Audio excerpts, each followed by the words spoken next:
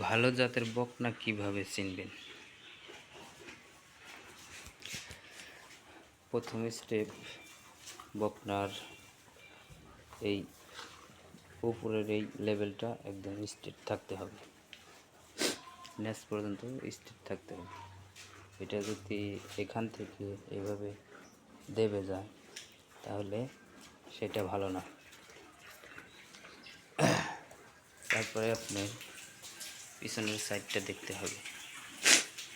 পিছনের সাইডটা এভাবে চুক্কা না হয়ে এইভাবে এসে এইভাবে মাটাম হয়ে নেমে যাবে।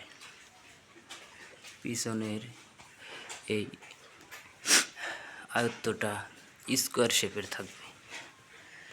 তা এটা হলো 2 নাম্বার গেল।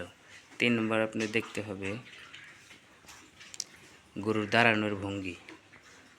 গরুটা যদি এইভাবে পাও চেপে 2 পাও বা চেপে দাঁড়ায় সেটা ভালো হবে না। এরকম ফাঁকা জায়গা রেখে স্ট্রেটভাবে দাঁড়াইতে হবে।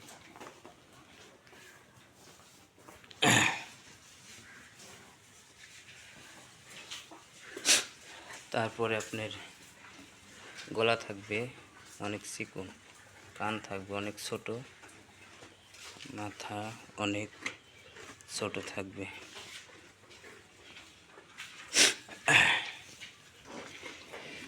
মাথাটা থাকবে অনেক ছোট, কানগুলো ছোট ছোট, কানের ভিতরে অনেক লোম থাকতে হবে, বড় বড় লোম থাকতে হবে, তাহলে সেটা ভালো বকনা হবে।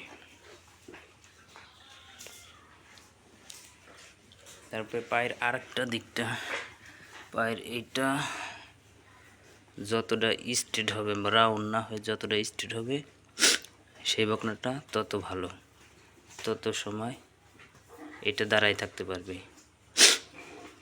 যদি পায়ের দাঁড়ানোটা এরকম থাকে, এরকম বাঁকানো থাকে, তাহলে ওই গাভী, ওই বকনা কখনো ওয়েট ধরে রাখতে পারবে না। এই পাও থেকে ওই পাও, ওই পাও থেকে এই পাও এরকম করবে, অনেকক্ষণ দাঁড়ায় থাকতে পারবে না। শুয়ে পড়বে, বসে পড়বে, দাঁড়াবে, এরকম একটু ভঙ্গি করবে। এই পায়ের লেভেলটা যত সোজা থাকবে তত এই গাভীর জন্য ভালো।